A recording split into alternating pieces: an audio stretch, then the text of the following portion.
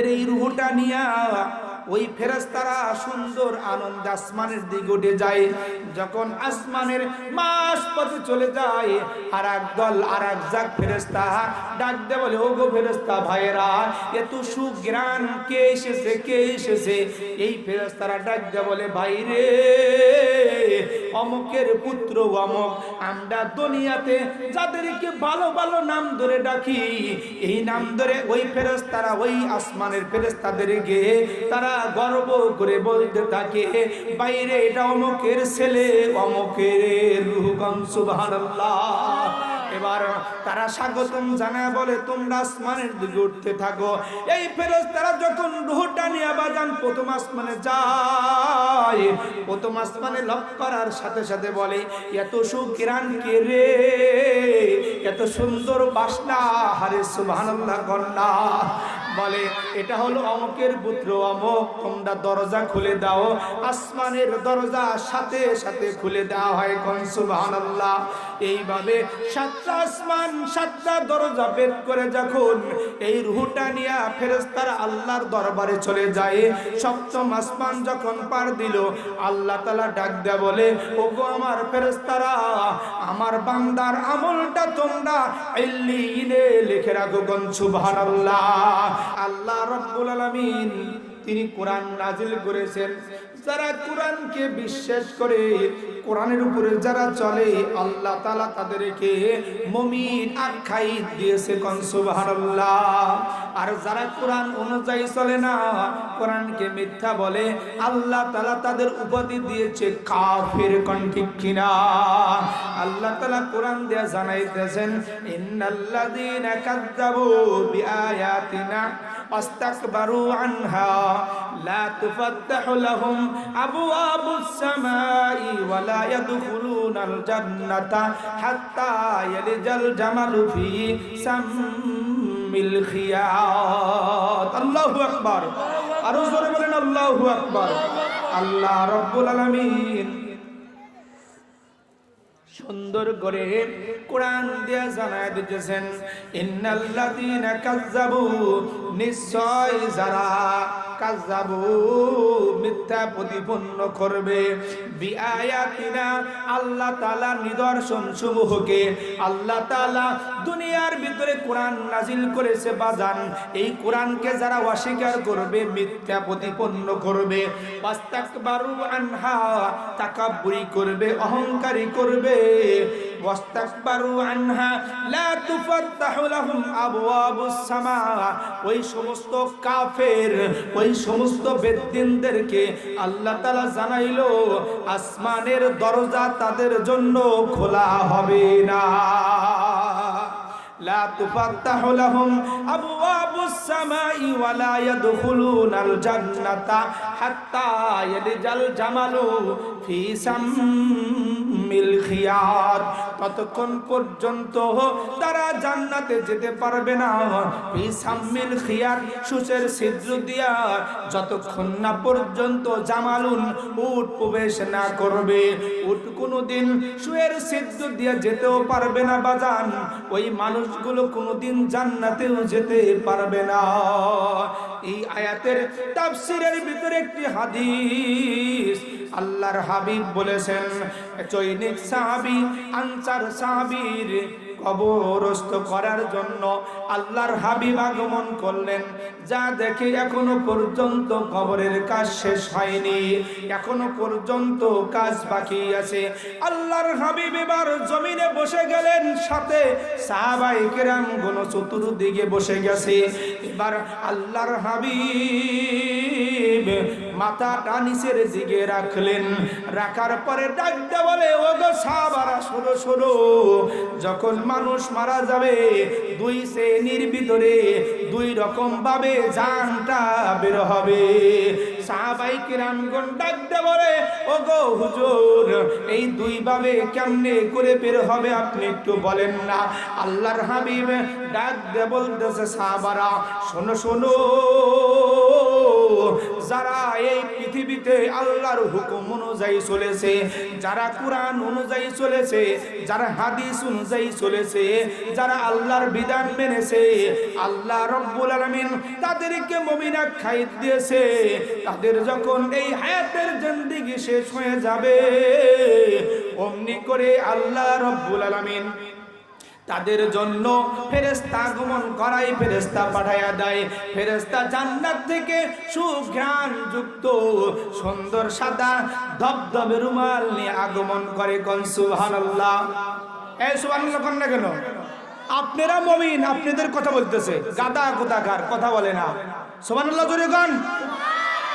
আপনাদের কথা তাফসীর বলতেছে, কোন কাফির কি এখানে আছে? তাহলে সরাসরি কোরআন আপনাদের কথা বলতে, তাফসীর আপনাদের কথা বলতেছে। শুকরিয়া আদায় করবেন বেশি বেশি।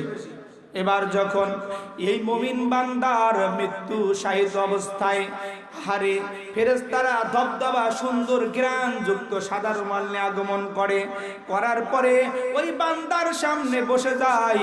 বান্দা তাদের চেহারা দেখার সাথে সাথে ওই বান্দার মনটা প্রফুল্ল হয়ে যায়। কোন সুবহানাল্লাহ। কিছুক্ষণ পরে মালাকুল মাউত আগমন করে। মালাকুল মাউত আসার পরে ডাক দেয়া বলে, ওগো আল্লাহর মনোনীত বান্দা, ওগো আল্লাহর মনোনীত বান্দার রূহটা বের হয়ে আসো, আল্লাহর ডাকে সাড়া দিয়ে বের হয়ে আসো। এইভাবে যখন ডাক দেয় বাজান, অমনি করে রূহটা বের হয়। কেমন করে? আপনারা বাড়িতে কলসির ভিতরে পানি রাখেন না, জগের ভিতরে পানি রাখেন না, গ্লাসের ভিতরে টাকার সময় গিয়ে ডালার সময় কি কষ্ট হয়? না না, ওই মুমিন বান্দা আপনাদের কথা বলতেছে।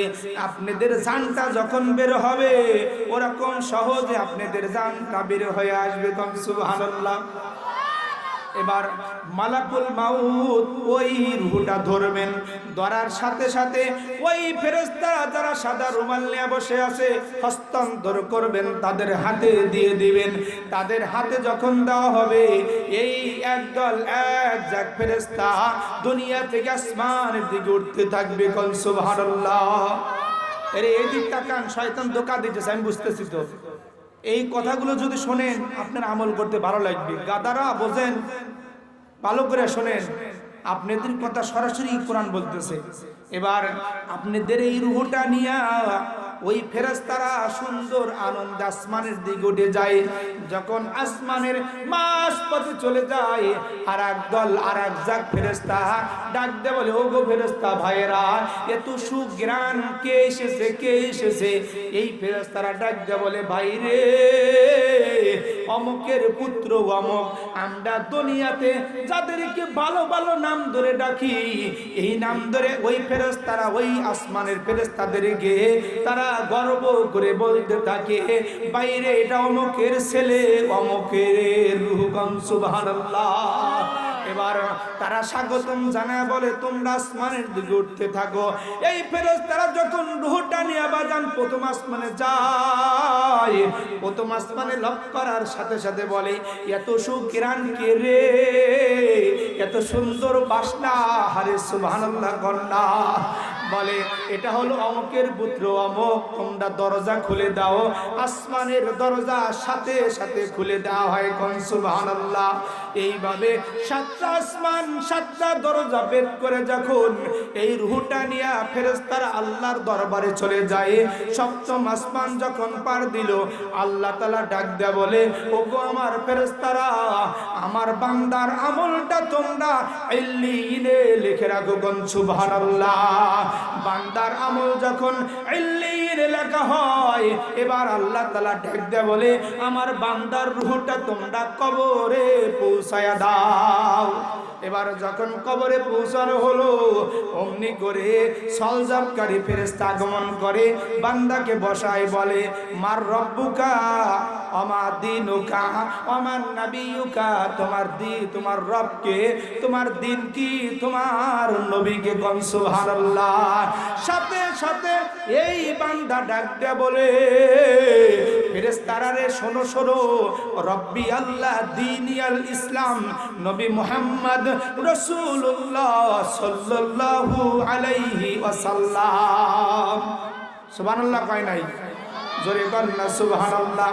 সওজা যদি যেতে পারেন, আপনার মতন ভাগ্যবান ব্যক্তি আর পৃথিবীর ভিতরে কেউ নাই। আল্লাহ তাআলা আসমান থেকে ডাক দিয়ে বলে, ও ফেরেশতারা, আমার বান্দা সত্য বলেছে, আমার বান্দার বিছানাটা তোমরা জান্নাতি বিছানায় বিছায়া দাও। কোন সুবহানাল্লাহ। আমার বান্দাকে জান্নাতের পোশাক পরে দাও, আমার বান্দার কবরটা তোমরা জান্নাতের সাথে সংযুক্ত করে দাও। কোন সুবহানাল্লাহ। এবার সাহাবায়ে কেরামগণ ডাক দিয়ে বললেন, হুজুর গো, দ্বিতীয় যে কার জানটা বের হয় একটু বলেন না। আল্লাহর হাবিব ডাক দিয়ে বলে, যারা মিথ্যা প্রতিপন্ন করেছে, ইন্নাল্লাযীনা কাযযাবু বিআয়াতিনা ওয়াস্তাকবারু আনহা লা তুফাত্তাহু লাহুম আবওয়াবুস সামা। যারা এই জমিনে, আমার জমিনে যারা আমার বিধান মতো চলে নাই, যারা আমার নিদর্শনকে, আমার আয়াতকে অস্বীকার করেছে, ওই সমস্ত ব্যক্তির যখন মৃত্যু চলে আসবে, আহারে কিছু ফেরেশতা, কালো কুৎসিত বেশ্রী ফেরেশতা, যাহারে জাহান্নাম থেকে তারা কি করবে, ওই পচা দুর্গন্ধময় শট নিয়ে আগমন করবে, ওই ব্যক্তির পিছনে বসে যাবে। কিছুক্ষণ পর যখন মালাকুল মাউত আগমন করবে, আসার পরে মালাকুল মাউত ডাক দিয়ে বলবে, ওগো আল্লাহর পাপিষ্ঠ বান্দার রূহটা বের হয়ে আসো, বের হয়ে আসো, বের হয়ে আসো। এবার রূহ মালাকুল মাউতকে দেখার সঙ্গে সঙ্গে চিৎকার করতে থাকবে আর পলায়ন করতে থাকবে। তাফসীরের ভিতরে লিখেছে যে ওই কাঁটাযুক্ত ফল যদি ভেজা তুলার ভিতরে রাখা হয়, তুলাটা বের করতে যেরকম কষ্ট হয়, এই রূহটা জায়গায় জায়গায় পলাইবে। একবার হাতের ভিতরে ঢুকবে, একবার পায়ের ভিতরে ঢুকবে, আঙ্গুলের ভিতরে ঢুকবে। এই মালাকুল মাউত থাপা দিয়া রূহটা ধরবে, ধরার পরে টাইনা বের করবে। বার করার পরে রূহটা হস্তান্তর করবে এই ফেরেশতাদের কাছে। ওই রূহটা পচা যুক্ত দুর্গন্ধ ওই চটের সাথে মোড়ায়া যখন আসমানের দিকে উঠতে থাকবে রে বাজান, আসমানের দিকে যখন উঠতে থাকবে, মাঝখানের ফেরেশতারা ডাক দিয়ে বলবে, ওগো ভাইরা, এত দুর্গন্ধ তো আর সহ্য হয় না, এত দুর্গন্ধ, রূহটা কার রে হতবো, এত দুর্গন্ধ কার, কাকে নিয়ে এসেছো?